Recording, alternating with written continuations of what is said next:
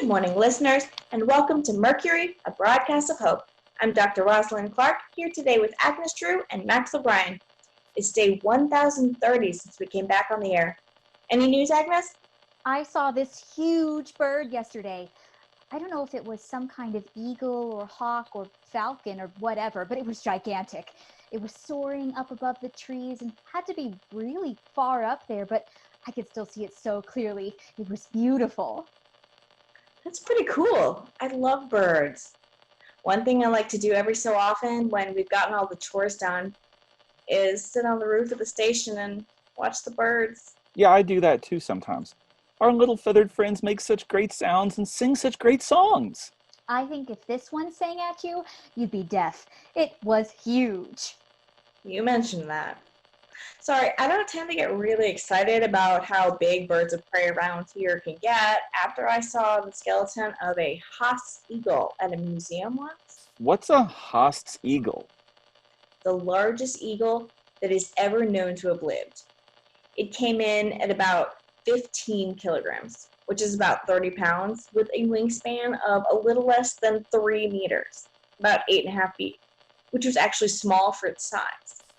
Scientists who studied it believed that it didn't soar, but instead hunted in dense scrubland and used its wings to get height over its prey. What did it eat? A flightless bird called a moa, which looked a little bit like an ostrich or an emu, but much bigger. Where did all this stuff live? The land of the giants? New Zealand, actually. Oh, figures. That part of the world has all kinds of weird animals. Well, that's because it's an island and had 80 million years of being pretty much isolated from the rest of the world. So things had an opportunity to develop in their own way without being influenced by outside forces or other animals expanding their range into the territory. Hey, I wonder how they're doing with the zombie apocalypse. I mean, we don't get any news from other parts of the world for the most part, which is really frustrating. I wonder if all that isolation paid off for them. That's a good question. I thought your ham radio could pick up signals from the other side of the world, Max. What's up with that? I don't know enough about it to be able to have a two-way conversation with anybody. I certainly don't know enough about it to know what kind of antenna to use or how to orient it, what time of day I'd need to listen, or what frequency to check. Right now, all I can do is receive. We got a message from Alaska, the state, not the person, and Hawaii. What more do you want? Fair enough. In answer to your question, they might have done really well. Being geographically isolated like that means that they could have isolated known zombies and encouraged people who had interacted with one to come in and be inspected for bites as soon as they knew what they were dealing with.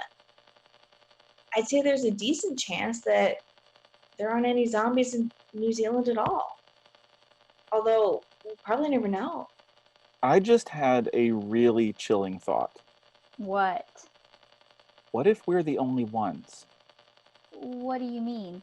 I mean, what if the rest of the world got a handle on the zombie situation and we were the only ones who didn't? I mean, like I just said, we've heard from Alaska and Hawaii, and they seem to be doing mostly okay. They still lack a lot of infrastructure because of the damage that got done in the early days. And it's not like imports and exports are happening a lot right now, at least not at the scale it used to. Wouldn't other countries be coming to help us if things were okay there? I think I see Max's point here. And the answer is that it's a matter of degree. Here in our little corner of the world, things are still pretty chaotic and out of control.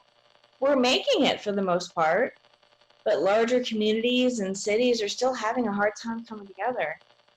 In other parts of the world, they might be farther along than we are, but still have a long way to go. I wouldn't count on help coming from other countries just yet, Agnes. Although I do confess that we just don't know.